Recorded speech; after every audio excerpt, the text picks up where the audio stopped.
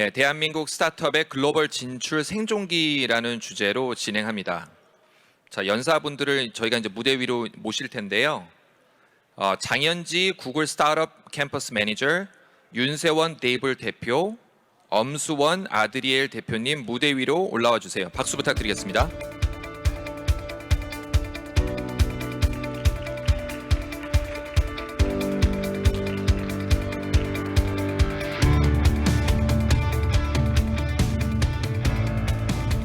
네, 세 분 귀한 시간 내주셔서 감사합니다. 그럼 장현지 구글 스타트업 캠퍼스 매니저님 진행 부탁드리겠습니다. 네, 안녕하세요. 저는 구글 스타트업 캠퍼스 팀의 장현지라고 하고요. 오늘 세션의 모더레이팅을 담당하게 되었습니다. 반갑습니다. 저는 이제 오늘 좀 질문을 많이 할 거라서 처음에 좀 소개를 먼저 드리고 시작하고자 합니다. 그래서 저는 이제 구글에서 스타트업 지원 사업을 담당을 하고 있고요. 그래서 스타트업 분들을 많이 만나면서 어떤 고민이 있으신지 좀 얘기를 들어보고 그거를 어떻게 하면은 구글의 리소스와 연결을 해드려서 성장을 도와드릴 수 있는지를 좀 고민을 하는 그런 사람입니다. 그래서 스타트업 분들을 많이 만나보면은 되게 글로벌 진출에 대해서 많이 고민이 많으세요. 어떻게 계획을 해야 되고, 그리고 실제로 이제 진출을 하셨을 때 좀 예상치도 못한 그런 어려움들이 있으셔가지고 오늘 세션에서는 이제 그 글로벌 진출, 그 어렵다는 글로벌 진출을 좀 제 입장에서는 많이 성공하신 두 분을 모시고 패널을 진행하도록 하겠습니다. 그러면은 먼저 대표님께서 자기소개 부탁드리겠습니다. 네, 안녕하세요. 저는 아드리엘의 엄수원 대표입니다. 아드리엘은 마케팅 데이터 관리를 용이하게 해주는 솔루션을 개발하고 공급을 하고 있고요. 혹시 여기 계신 청중분들 중에 마케팅 담당자분들 계실까요? 혹시 마케터다. 좀 계시네요. 감사합니다. 예, 이분들이 저희 타겟 고객이시고요.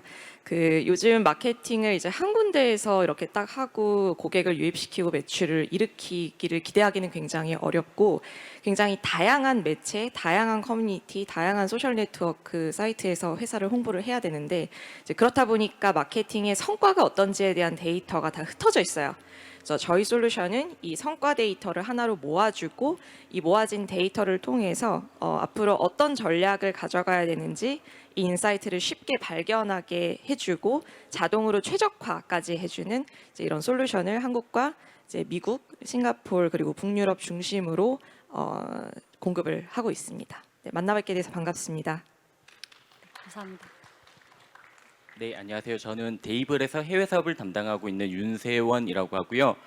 데이블이 이제 어느 국가로 진출할지 이제 해외 진출 국가 선정부터 실제로 이제 운영까지 이제 팀 관리까지 이제 모든 그리고 허드렛 일까지 모든 걸 다 맡아서 담당하고 있고요.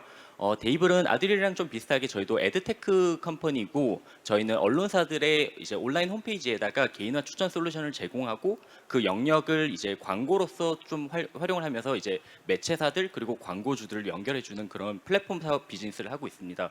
저희도 이제 해외 진출을 시작한 지 좀 됐고요. 저희는 이제 한 5년 정도 해외 사업을 진행하면서 아시아 지역에 주로 진출했고 한 10개 정도 지역에서 비즈니스를 지금 진행을 하고 있습니다.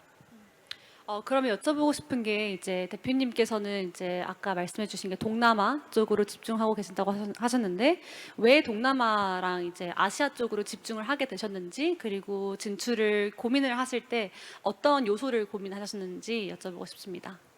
네, 일단은 아까 제가 말씀드렸듯이 저희는 이제 매체사라는 파트너가 있고 또 광고주라는 또 파트너가 있어요. 양면 시장이거든요. 그러다 보니까 이제 플랫폼은 사실 매체사가 없으면 광고주가 없고 광고주가 없으면 또 매체사가 없는 약간 그런 상황이 빠지기 때문에 우리가 지금 가지고 있는 예산이나 또 그리고 캐퍼빌리티를 고려를 했을 때 또 우리가 실제로 어디로 나갔을 때 성공할 수 있을까? 그러니까 시장이 크다고 무조건 다 좋은 건 아니었던 것 같아요. 그래서 저희가 봤을 때 시장이 크고 그러면서도 경쟁이 심하지 않고 그래서 우리가 진짜로 나가서 충분히 시장을 가져갈 수 있겠구나라고 생각되는 시장을 좀 우선순위로 삼았고요. 또 이제 규제라든가 우리가 뭔가 개발적으로 또 준비를 해야 되는 과제들이 또 있으니까 진출이 실제로 용이한가 이런 측면들을 봤던 것 같아요. 그렇게 판단해 보니까 우리는 지금 우리가 가지고 있는 경쟁사들이 되게 경쟁이 심한 북미나 유럽 지역보다는 아시아 지역에 먼저 진출을 해가지고 우리가 먼저 판을 깔아놓는 게 좀 더 유리하겠다라고 판단을 했고요. 그래서 아시아 지역을 중심으로 이제 사업을 진행하게 됐습니다. 뭐 경쟁사나 규제, 실제로 어떤 파트너와 협업을 할 수 있는지 이런 부분들을 보신 것 같은데요.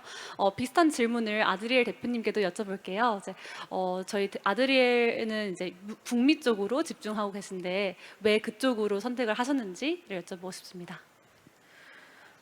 일단 북미가 중심이라고 말씀드리기는 했는데 저희는 이제 그 해외 진출이라는 개념이 창업할 때부터 사실 별로 없었어요. 왜냐하면은 일단 저희가 공급하고 있는 제품이 웹 기반 소프트웨어이고 아무래도 디지털 마케팅을 하시는 마케터분들이 한국 마케터분들이 고민하시고 이제 사용하는 뭐 툴들, 뭐 페이스북이나 이제 구글과 같은 이런 광고 매체들 그리고 해외 미국에 있는 마케터분이 이제 사용하는 툴과 고민하는 이제 뭐 포인트들, 페인 포인트와 이제 유저 전이가 사실 거의 흡사하거든요. 그래서 좀 유니버설한 니즈와 페인 포인트를 저희가 이제 소구를 하는 제품으로 만들었기 때문에 이제 유통에 있어서도 딱히 이렇게 뭐 해외 진출이란 개념이 없었고 뭐 아무래도 비슷비슷한 니즈를 저희가 이제 소구를 하다 보니까 사실 처음에 제품 만들 때부터 영어로 먼저 만들었거든요. 그래서 웹사이트 영어로 만들고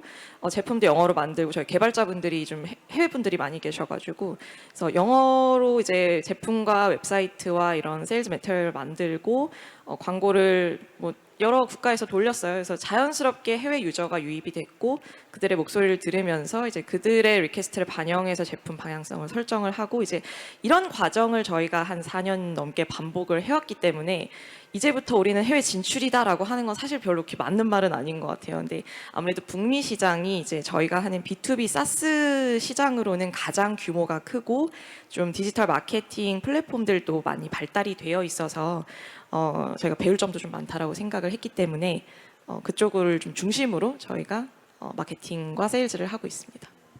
어떻게 보면은 북미 쪽에 좀 경쟁사도 많으실 것 같은데 그래도 마켓 오디언스 사이즈를 보고 진출을 하신 거네요.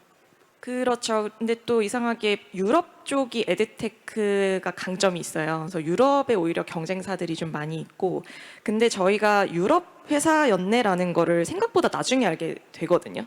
왜냐하면 유럽 출신의 스타트업들은 미국 회사인지 뭐 어느 출신인지 별로 그렇게 분간이 안 될 정도로 처음부터 글로벌이에요. 그래서 저희도 굳이 한국에서 저희 한국 법인이고 100% 팀도 다 한국에 대부분 계신데 한국 회사이지만 한국 회사가 해외 진출을 한다라는 개념으로 굳이 접근을 할 필요가 있느냐.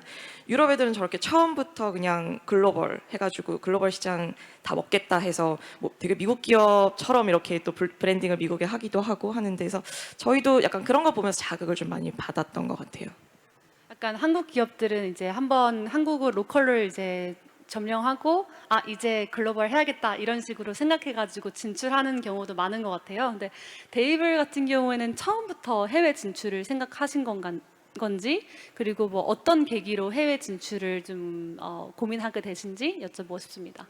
저희는 약간 아드리엘보다는 조금 느렸던 것 같아요. 아드리엘은 이제 처음부터 이제 본투 글로벌이었던 케이스라면은 저희는 일단 한국에서 이 가정이 정말로 맞는지를 검증하고 이게 성공하면 이제 그때 이제 해외를 좀 근데 해외는 무조건 나가야 된다. 그러니까 저희가 하고 있는 비즈니스가 에드테크 중에서도 네이티브 에드라고 하는 어떻게 보면 좀 니치한 시장이거든요. 그러다 보니까 이거는 한국 시장에서만 비즈니스를 해서는 사실 좀 사이즈가 너무 작다. 그래서 스케일하기 위해서는 무조건 해외로 나가야 된다라는 거는 되게 당연하게 저희가 처음부터 생각을 하긴 했는데 일단은 그 가정 자체는 그래도 한국에서 먼저 검증하자라는 좀 그 어프로치는 조금 달랐던 것 같아요. 그래서 저희는 일단은 처음에는 이제 한국 비즈니스를 위한 것들을 세팅을 해두고 이제 그거를 이제 해외로 이제 나가기 위한 스케일을 이제 그렇게 조금씩 만들어 나갔던 케이스였던 것 같아요. 그래서 조금 다른 것 같아요. 그러다 보니까 이제 저희는 초반에 넘어야 되는 게 언어적 장벽, 이제 구성원들이나 그러니까 처음부터 본투 글로벌 하지는 못했던 것 같아요. 그래서 좀 더 글로벌로 가기 위해서 좀 만들어야 됐던 것들 준비를 해야 되는 그런 시간들이 조금 더 많이 필요했던 것 같습니다. 그러면 아까 검증을 하셨다고 하셨는데 뭐 어떤 검증을 마치시고 이때 이쯤이면은 해외 진출해도 되겠다라고 생각하셨는지 조금 더 구체적으로 여쭤봅니다. 네, 일단은 에드테크는 뭐 구글이나 뭐 메타라든가 이런 업체들이 되게 많이 강하잖아요. 아무래도 잘하고 있고. 근데 이제 만약에 저희가 새로운 광고 상품을 냈을 때 매체사들이 우리는 구글로 충분해가 아니라 정말로 데이블의 솔루션 한번 써볼 것인가. 일단은 이 니즈가 있을까에 대한 좀 그 가설을 좀 검증해 보고 싶었어요.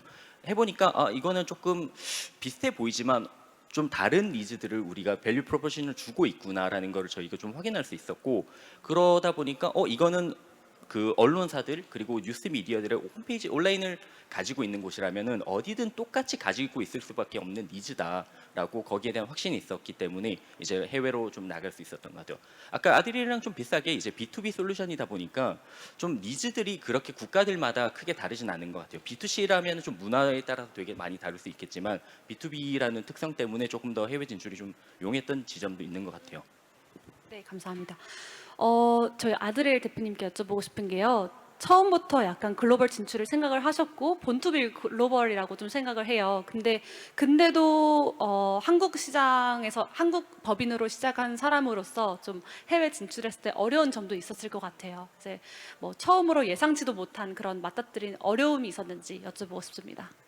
뭐 어렵죠. 해외 진출뿐만 아니라 뭐 창업 자체가 어렵죠. 사업하는 건 다 어렵고 한국이든 어디든 계속 어려운데 좀 제일 어려웠던 건 아무래도 한국은 제가 여기에 물리적으로 있다 보니까 많은 분들을 뵙고 그분들의 목소리를 되게 많이 듣고 바로바로 반영을 할 수가 있는데, 그럼 반영을 했을 때 반응도 즉각적으로 느낄 수 있고, 근데 해외는 아무래도 이제 온라인에서 느껴지는 그런 반응과 저희가 뭔가 즉각적으로 저희가 반영할 수 있는 어떤 그런 시간도 좀 아무래도 타임존 이슈도 있기도 하고, 그래서 고객의 목소리를 듣는 건 모든 스타트업의 가장 큰 의무 중에 하나인데 그게 조금 어렵고 타임 딜레이가 있다는 점이 조금 힘들었던 것 같아요. 지금도 힘들기도 하고, 그래서 저희가 미국에 세일즈 팀이 있기는 한데 이제 이분들이 고객의 목소리를 듣고 저희한테 전달해 주는 게 한 반나절 정도 시간 차이가 있을 수밖에 없거든요. 요거를 좀 극복하려고 한 1년 정도 저희가 이제 내년에는 좀 파운딩 팀이 좀 이주를 해서 미국 시장을 좀 더 본격적으로 그분들의 이제 고객 목소리를 듣고 반영을 하려고 이제 노력을 하고 있습니다. 그래서 처음에 이제 아무래도 온라인으로 처음에는 이제 고객 유치를 해야 되고 목소리를 들어야 되다 보니까 이제 웹사이트 만들고 나면은 그 웹사이트 내 그 유저 로그 분석도 훨씬 더 정교하게 저희가 하려고 노력을 했고, 이제 라이브 채팅이나 뭐 이메일을 통한 이제 고객 목소리를 듣는 여러 창구들을 많이 좀 열어놨었고요. 도움이 많이 됐어요. 그런 노력이. 왜냐하면 약간 이게 통역이 될지 모르겠는데 그런 말이 있잖아요. 덕 중에 덕은 양덕이다. 그래서 B2B 소프트웨어 시장도 그 미국이나 유럽 분들이 진짜 블런트하게 피드백을 많이 주세요. 너네 회사 이런 거 너무 좋다. 너네 회사 이거 너무 안 좋다. 막 이런 것들을 저희보다 저희 프로덕트에 대해서 더 깊이 분석해서 주는 것들이 저는 되게 많이 도움이 돼서 오히려 그렇게 해외 고객분들의 그 목소리를 듣고 반영한 게 또 한국 고객분들에게도 당연히 이제 베네핏으로 돌아가기도 하고, 이제 그런 과정이 어렵기도 한데 꼭 이제 거쳐 가야 되는 중요한 부분이었던 것 같습니다. 물리적으로 한국에 계시면서 해외에 계신 고객분들의 좀 목소리를 많이 들을 수 있는 채널을 좀 구축해 주신 게 되게 좋았던 것 같아요. 그러면 데이블 이사님께도 어떤 어려움이 있으셨는지, 예상치도 못한 그런 어려움은 어떤 게 있었는지 여쭤보고 싶습니다. 계속 어려움의 연속은 계속 이어지는 것 같아요. 저희도. 그러니까 저희 팀에 들어오셨던 어떤 분이 한 분이 하신 이야기인데 저는 이게 해외 사업을 되게 잘 나타내주는 표현이라고 생각이 들었어요. 그러니까 달려오는 열차 앞에서 우리가 열차에 치이지 않기 위해서 손으로 선로를 깔고 있는 느낌이다라고 이야기를 하시더라고요. 그러니까 계속 새로운 일들이 계속 나타나요. 뭔가 우리는 영문 계약서만 준비했는데 어느 날 이제 대만에 있는 파트너사에서 우리는 중국어 계약서가 필요해. 지금 없는데 일단은 시간을 끌죠. 그러면서 준비를 하는 거예요. 그러니까 그 속도를 늦추지 않고 그 다가오는 기회들을 빨리 잡기 위해서 계속 그 속도를 유지하는 게 되게 힘든 일 중에 하나인 것 같고요. 가장 큰 어려움은 저희는 언어적 장벽이었던 것 같아요. 아무래도 저희는 일단은 한국 팀이고 한국 창업팀이고 이제 한국 중심으로 일단 비즈니스가 세팅된 상황에서 이제 글로벌로 가야 되다 보니까 어느 순간부터 우리는 이제는 영어를 할 수 있는 사람들을 좀 중요하게 좀 하나의 리퀘어먼트로 넣어서 뽑아야 돼. 라고 이 전환이 조금 사실은 좀 쉽지 않은 것 같아요. 문화적인 전환도 마찬가지이고 그래서 어느 정도 팀이 세팅된 상황에서 이제 해외로 이제 나가자라고 이제 하다 보니까 좀 그런 장벽들이 있었고 또 동시에 저희가 진출한 국가에서도 마찬가지인 것 같아요. 만약에 인도네시아에서 혹은 뭐 베트남에서 세일즈 인력을 채용을 한다라고 했을 때 그분들이 영어를 얼마나 잘해야 될 것인가? 그러니까 그분들에게 더 중요한 거는 베트남어로 세일즈를 잘하는 역량일까? 아니면은 영어를 어느 정도는 그래도 해줘야 돼. 그러니까 이거를 어느 정도까지 우리가 요구를 할 것인가? 그게 마찬가지, 한국에도 마찬가지였던 것 같아요. 이제 한국 팀에서도 뭐 개발팀을 뽑는데 개발팀에 그럼 영어를 어느 정도로 요구를 해야 될까? 이런 이 밸런싱을 잡는 게 좀 어려웠던 문제인 것 같고 이거는 계속적으로 아직도 여전히 좀 많은 어려움을 겪는 문제 중에 하나이지만 좀 일단은 팀이 공감대를 가지고 왜 우리가 영어가 좀 어느 정도 필요한가 그리고 그 기존의 구성원들도 좀 영어를 좀 편하게 할 수 있도록 좀 도와주는 회사가 도와주고 또 뭐 교육을 지원을 해준다든가 그런 지점들도 또 존재하고요. 그리고 영어라는 게 너무 어렵게 생각할 필요 없다 이런 좀 마인드셋도 또 제공해 주는 것 그런 점들이 또 되게 중요한 부분인 것 같습니다. 약간 돌발 질문을 하고 싶은데요. 데이브 이사님께 그러면은 그 영어가 저는 되게 궁금해요. 정말 그 해외 지사에 계신 뭐 베트남 분들이 베트남어를 잘해야 되는 건지 세일즈가 더 중요한지 아니면 정말 영어가 중요한지를 봤을 때 어떤 게 더 중요하다라고 생각하세요? 상황에 따라 좀 다른 것 같아요. 초기 멤버는 사실 언어적 중요성이 상당히 크다고 생각해요. 첫 번째 멤버는 왜냐하면은 그 사람과 저희가 일단은 가깝게 소통을 해야 되는데 그 사람이 언어를 좀 영어를 못한다라고 하고 우리가 언어적 장벽이 있으면은 사실은 신뢰를 좀 형성하기 어려워요. 근데 이제 그분이 어느 정도 신뢰를 형성하고 그리고 우리의 지식을 좀 충분히 가져갈 수 있다라면은 그 다음 멤버로부터는 조금 영어의 중요성은 상대적으로 조금 떨어질 수 있는 것 같아요. 그리고 어느 정도 팀이 점점 더 커지고 그 내에서 이제 지식이 전파될 수 있다라면은 사실은 그거보다는 언어적 역량보다는 그래도 현지에서 진짜로 비즈니스를 더 잘할 수 있는 사람을 좀 더 중요시하게 되는 그런 시기에 따라서 좀 중요성 변하는 것 같습니다. 네, 알겠습니다. 그러면은 저희 아드레일 대표님께 여쭤보고 싶은데요. 아까 말씀해주신 게 처음부터 이제 본투 글로벌이었고 이제 좀 어려움도 있었겠지만 그 조금 성공하신 요소도 아까 말씀을 해주셨어요. 이제 처음부터 이제 다양한 통로를 만들어가지고 고객들의 뭐 목소리를 들어보고 그런 것들을 해소했다라고 하셨는데 또 다른 좀 어떻게 보면은 좀 다른 요소도 있을까요? 언어를 말씀을 해주셨는데 너무 어렵고 중요한 문제가 맞고 이제 언어에서 더 나아가서 문화와 이제 커뮤니케이션에 대해서 끊임없이 많은 노력을 하고 그걸 중요시한 그 저희 기업 문화가 좀 중요했던 것 같아요. 그러니까 예를 들어서 여기 계신 스타트업 분들도 계시겠지만 일단 한국 팀만 하더라도 개발자들의 언어, 그들이 원하는 거, 그리고 세일즈 조직, 마케팅 조직에서 원하는 거 다 다르고 많이 싸우면서 우리 일을 하잖아요.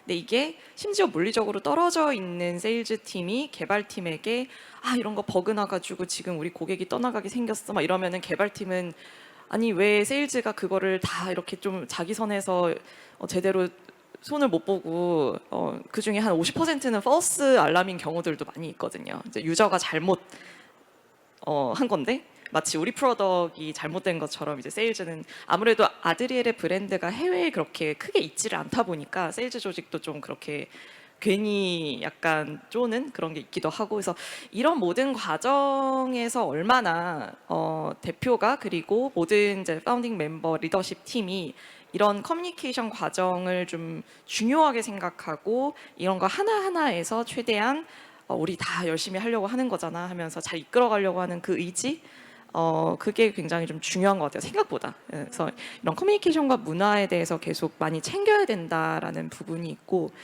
또 하나는 아까 말씀드렸던 거랑 좀 연관된 건데 고객의 목소리를 계속 들어야 되잖아요. 근데 또 이게 해외에서는 정말 2배, 3배로 중요한 게 고객들이 우리 경쟁사들에 대한 정보를 진짜 잘 줘요 저희한테. 그래서 저희가 아무리 찾아도 안 나오던 그런 경쟁 업체들을 고객들이 우리 너네 거 쓰고 싶긴 한데 이런 업체도 찾아봤는데 너네 뭐가 더 좋아? 이런 식으로 거의 첩보원 수준으로 저희한테 그 경쟁사의 프라이싱 정책부터 막 모든 걸 알려주거든요. 그래서 가만히 앉아서 고객들하고 얘기를 하다 보면은 해외에 가보지도 않은 해외의 경쟁 구도가 그려지면서 공부가 되게 많이 돼요. 그래서 그 경쟁 구도가 그려져야 우리의 그들에 대비한 강점, 포지셔닝도 더 잘 설정할 수 있기 때문에 약간 그런 부분에 있어서도 이게 경쟁사에 대한 얘기를 들으면 되게 좌절할 때도 있고 뭐 짜증날 때도 있고 아니 이런 거를 똑같이 하는 데가 여기에 또 있다고 얘네는 우리보다 투자도 더 많이 받았네 이러면은 좀 힘들 때도 있거든요. 근데 그럴 때 이제 포기하지 않고 그거를 오히려 되게 좋은 정보다 감사합니다 하면서 오기를 가지고 계속 그림을 그려 나가면서 우리 포지셔닝을 더 강화해 나가는 거 이제 그런 과정도 좀 도움이 많이 됐던 것 같습니다. 네, 감사합니다. 그럼 이사님께도 똑같이 이제 좀 해외 진출에 성공하셨던 요소가 뭔지 여쭤보고 싶어요. 아까 뒤에서 잠깐 얘기했는데, 전 정말 몰랐는데 매출의 이제 50% 이상이 해외에서 발생하고 있다고 하시더라고요. 그래서 그 성공의 비밀이 궁금합니다. 성공까지는 아직 아니고요. 이 저희 세션의 제목이 생존기잖아요. 아직은 생존하고 있다 정도로 좀 이야기를 일단 하고 싶고요. 저희는 이제 동남아 쪽에 있다 보니까 동남아 쪽에 진출한 스타트업이나 기업들의 공통적으로 되게 어려움 중에 하나가 팀 관리가 너무 어렵다라는 이야기를 많이 하세요. 저희도 되게 그거는 똑같이 느끼는 지점이고요. 근데 이제 성공적으로 해외로 가기 위해서 가장 중요한 게 것 중에 하나가 저는 그리고 좀 저평가되고 있는 KPI 중에 하나가 팀의 리텐션인 것 같아요. 그러니까 이제 채용을 하고 좋은 분들을 어렵게 뽑아서 이제 뒀는데 이제 본사가 아니잖아요. 그러다 보니까 좀 뭔가 정보 전달도 적고 그리고 또 외롭고 이런 지점들이 굉장히 많아요. 그래서 많은 기업들이 실제로 해외 나갔을 때 뽑았는데 뭔가 트레이닝 다 받고 이제 좀 일을 할 만해. 이제 뭐 그러다 보면은 한 1년쯤 지나서 퇴사하고 또 새로 또 뽑아서 또 그 과정을 반복하는 거죠. 그러다 보면은 실제 비즈니스가 밀고 나갈 수가 없는 상황에 빠지는 것 같아요. 근데 이제 저희 같은 경우에는 그거를 좀 최대한 방지하기 위해서 한국과 그리고 저희는 이제 본사와 지사의 이런 관계보다는 우리는 원팀이야. 그러니까 국가라는 개념보다는 우리는 모두가 같은 이제 데이블러이고 그렇기 때문에 사실 각자 맡고 있는 역할이 다른 거지. 우리는 무조건 여기에서 하고 있는 걸 저쪽에서 또 도와줘야 되고. 그래서 내부 경쟁을 없애려고 했고 그러면서 서로 간에 좀 협업하는 문화를 좀 많이 만들려고 했어요. 그러면서 이제 원팀 그런 지점들 때문에 다들 이제 저희 동남아에 있는 팀원들도 테뉴어가 되게 길어요. 보통 동남아는 1년 길어야 2년 정도면 이제 퇴사를 하는데 저희는 이제 3년 이상 지금 근무하고 있는 직원들이 굉장히 많고 또 다들 공통적으로 이야기하는 게 문화가 너무 좋아서 자기는 여기서 계속 일하고 싶다라는 이야기들을 많이 하세요. 그러면서 이제 지식이 그리고 경험이 축적되어 가는 것들이 좀 성공적으로 해외 사업을 할 수 있는 가장 하나의 중요한 요소 중에 하나가 아닐까라고 생각을 합니다. 두 분께서 공통적으로 약간 이제 해외에 계신 분들 또는 고객분들을 잘 관리하고 커뮤니케이션이 좀 원활하게 진행되는 걸 말씀해 주셨어요. 매우 중요한 포인트인 것 같습니다. 그러면은 조금 이제 다른 질문을 드리고자 하는데요. 저희 사실 최근 몇 년간 되게 스타트업 업계 그리고 이제 좀 세계적으로 좀 많은 변화가 있었잖아요. 이제 코로나로 인해 가지고 이제 비대면 근무가 가능해지면서 이제 세계 어디에서든지 좀 근무를 할 수 있게 되었고 또 이제 좀 최근에도 이제 뭐 경제 위기 때문에 좀 전 세계에 영향을 끼치면서 또 이런 게 스타트업 업계에도 조금 어려움으로 다가온 것 같습니다. 그래서 저희 아드레일 대표님께 여쭤보고 싶은데요. 최근에 스타트업 생태계의 어려움과 위기 그리고 이러한 상황에서도 포착되는 기회 등을 고려를 할 때 향후 스타트업의 글로벌 전략에서 새롭게 요구되는 게 무엇이 있을까요? 일단 컴업 전체적으로 아무래도 생존 전략과 이제 혹한기를 어떻게 잘 기회 요소로 이제 바꿀 것이냐 얘기는 저보다 다른 투자자분들이나 이런 분들 더 너무 잘 얘기해 주실 것 같아서 저는 이제 저희가 주로 얘기를 나누는 마케터 관점에서 이제 마케팅 자체가 굉장히 또 어려워지고 있거든요. 보통 이제 예산을 줄일 때 전체적으로 회사의 예산을 좀 줄일 때 제일 먼저 줄이는 게 또 마케팅 비용이기도 하고 그러면은 이제 돈은 없고 그래도 유저 애퀴지션 계속 하면서 우리 브랜드도 더 알려야 되고 생존과 성장이라는 두 가지 토끼를 다 잡아야 되는 이제 그 마케터 분들에게 드리고 싶은 말씀은 그냥 더 많이 발품 팔아야 된다. 그 플랫폼을 되게 다양하게 활용을 해서 우리 회사를 노출시키고 그러니까 아까도 얘기를 했지만 뭐 메타에 뭐 광고 조금 돌려가지고 로아스가 뭐 1000% 나오고 이제 이런 시대는 끝났어요. 그래서 굉장히 다양한 컨텐츠로 다양한 매체를 많이 이제 실험해보고 소액이라도 이제 그 성과들을 잘 분석을 하면서 우리 회사가 앞으로 나아갈 때 가장 타겟을 해야 되는 고객들이 요즘에는 어디에 많이 이제 분포가 되어 있는지를 지속적으로 끊임없이 계속 공부하고 실험과 성공과 실패와 배움을 좀 계속 반복을 해나가야 되는 것 같다. 그래서 더 많은 매체, 멀티 매체와 멀티 컨텐츠로 우리 회사를 다방면에 좀 알리려는 노력을 해야 된다라는 부분은 저희가 항상 좀 말씀드리는 부분이라서 공유를 드립니다. 감사합니다. 지금 호황기가 끝난 건 아니고 더더욱 더 발품을 많이 팔아야 된다라고 말씀해 주셔가지고 되게 좋은 팁이 될 것 같습니다. 그러면은 이제 마지막 질문하고 혹시 청중에서 질문 있는지 한번 받도록 하겠습니다. 이제 최근에 중기부도 이제 한국 스타트업의 글로벌 진출을 많이 지원을 하겠다라고 했고, 근데 그 이전에도 되게 다양한 글로벌 진출 사업들이 존재해 왔는데요. 그럼에도 좀 이제 저희가 봤을 때, 여기 이 국내 회사는 성공을 많이 했다라고 느끼는 부분이 많지는 않은 것 같아요. 그래서 여쭤보고 싶은 게, 글로벌 시장에 진출하는 데 있어서 정부 그리고 구글 스타트업 캠퍼스와 같이 스타트업 생태계를 구성하는 다양한 스타트업 지원 기관에 기대하는 바가 무엇인지 데이블 이사님께 먼저 여쭤보겠습니다. 일단은 그 한국 경제에서 스타트업이 차지하는 비중이나 이제 중요성이 점점 많이 커진 것 같아요. 예전보다 훨씬 더 커졌다라는 걸 많이 느끼고, 그리고 지원 사업들도 충분히 많아진 것 같아요. 그리고 실제로 되게 도움되는 사업들도 굉장히 많고요. 근데 좀 도움 많이 된 측면도 있지만 조금 더 뭐 개선할 점을 한번 생각해 보자라면은 일단 전반적으로 저는 좋다고는 생각해요. 그럼에도 불구하고 조금 더 뭔가 더 좋아질 수 있는 지점은 관이나 이런 정부 쪽에서 이제 뭔가 드라이브를 파트너십이라든가 해외 진출을 직접 드라이브를 한다라기보다는 사실은 그런 뭐 파트너를 찾는다던가 해외로 나가기 위한 기본적인 작업은 개별 스타트업에서 해야 되는 일들인 것 같아요. 그렇기 때문에 그 정부 주도로 혹은 이제 뭔가 그런 지원기관 주도로 이렇게 한다라기보다는 파트너십 등 이런 것, 왜냐하면 개별 스타트업의 니즈가 모두가 다 다르거든요. 그러다 보니까 진출 방식도 또 다를 거고, 그리고 어떤 업체를 또 만나야 될 것인가, 이건 다 다른 거고, 결국은 그거는 필요한 사람이 직접 찾아 나서야 되는 거고, 그런 것보다는 이제 실제로 나가 보면은 저희도 이제 뭔가 파이낸셜리 여기는 회계가 되게 어렵네.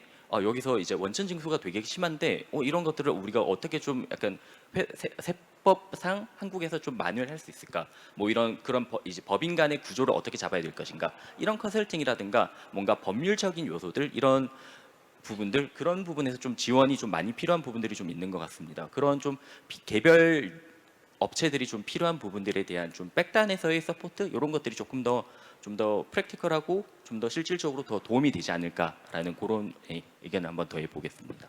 온디맨드로 이제 조금 네. 더 요청을 하는 받는 지원을 받는 게 좋다라는 네, 말씀이시네요. 맞습니다. 그러면 아드릴 대표님도 짧게 말씀 부탁드립니다.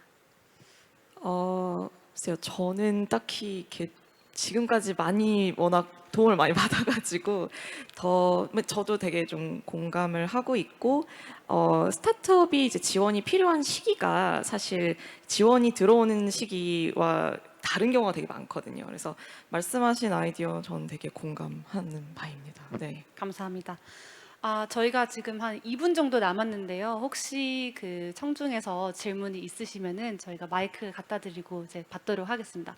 저기 스트라이프 입으신 남성분? 네. 네, 좋은 말씀 잘 들었습니다. 그 대표자 관점에서 질문을 드려보고 싶은데요. 그 스타트업 대표라고 하면 이제 사람을 만나고 사람을 끌어당기는 이제 능력이 굉장히 중요하다고 알고 있습니다.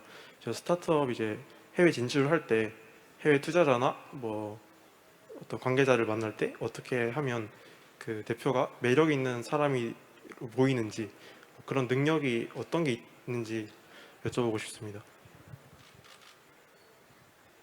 제가 답변 드리면 제가 무슨 매력이 있는 사람이라고 말씀드리는 건 좀 창피하긴 한데, 뭐 저도 항상 고민하는 부분이어서, 왜냐면은 당연히 이제 투자자든 또 심지어 고객이든 또 채용을 할 때든 이제 대부분 스타트업의 경우에는 대표를 보고 믿고 이제 투자를 하고 뭐 채용되고 이제 이런 경우가 많기 때문에 중요한 것 같아요. 좋은 질문이신 것 같고 솔직히 영어는 기본인 것 같고요. 그래서 영어는 잘하셔야 되는데 그 뭐 발음이나 이런 게 중요한 것 같진 않아요. 그리고 굉장히 단순하게 심플하게 얘기하시는 게 오히려 더 매력적일 수도 있어요. 그래서 저는 말의 그 전달력 그리고 내가 가지고 있는 어떤 확고한 비전은 그 언어가 네이티브가 아니더라도 자연스럽게 나오는 게 있다라고 생각을 하거든요. 그래서 그런 부분에 있어서 좀 위축되지 마시고 오히려 더 자신감 있게 얘기를 하시면 투자자든 뭐 미국 뭐 투자자든 어디든 그 부분을 매력적으로 느끼기 때문에 더 좀 신뢰감을 좀 얻게 되는 것 같아요. 저도 이제 영어 네이티브는 아니거든요. 근데 항상 자신감 있게 하고 싶은 말을 조리 있게 하려고 노력은 합니다. 이제 그렇게 하다 보면은 사실 그 내용과 우리 회사에 대한 그거의 매력을 느껴서 결국에는 이제 투자라는 이런 결정을 하게 되는 거지. 뭐 영어를 뭐 그래머를 틀리는데 뭐 이런 거는 중요한 것 같진 않아요. 그래서 제가 뵙는 한국 출신이신데 실리콘밸리에 나가 계시는 여러 대표님들도 영어 네이티브가 아니신데 말씀하시는 거 들어보면은 뭐 틀린 말들도 있어요. 뭐 단어가 좀 심플하기도 하고 근데 멋있어요. 예. 그건 결국에는 그냥 대표자가 가지고 있는 비전에서 나오는 거라고 생각해서 위축되지 않고 그냥 내가 하고 싶은 말 당당하게 하시는 게 제일 좋은 방법인 것 같습니다. 네, 저도 비슷하게 생각해요. 그러니까 일단은 대표자가 슈퍼맨이 될 필요는 없다라고도 또 생각하고요. 그러니까 결국은 중요한 건 팀이고 결국은 팀이 본인이 이제 가지지 못하고 있는 역량을 또 우선시 해가지고 또 팀을 구성하시면 되는 거니까 대표자가 모든 짐을 짊어질 필요는 없다라고 생각해요, 기본적으로. 근데 또 마찬가지로 그럼에도 불구하고 시간이 갈수록 그 영어 언어의 중요성은 계속 커질 수밖에 없으니까 그리고 대표자의 중요성은 계속적으로 중요하기 때문에 계속 하고자 하는 의지만 가지고 있다라면 사실 그게 얼마나 언어를 잘하느냐는 사실 전혀 중요하지 않은 것 같습니다. 저희도 한 5년 정도 이제 해외 사업을 하다 보니까 다 이제 모든 이제 창업 팀이나 이제 그 주요한 이제 임원들 그리고 리더들이 사실 영어를 못 하시는 분들도 되게 많았어요. 그런데 이제 한 5년쯤 되고 또 회사에서도 계속 영어 교육을 받고 하니까 이제 다들 충분히 미팅 정도는 영어로 하는데 크게 무리가 없는 정도로 바뀌어 가더라고요. 그러니까 계속 의지를 가지고 계속 밀고 나가는 게 훨씬 더 중요한 것 같습니다.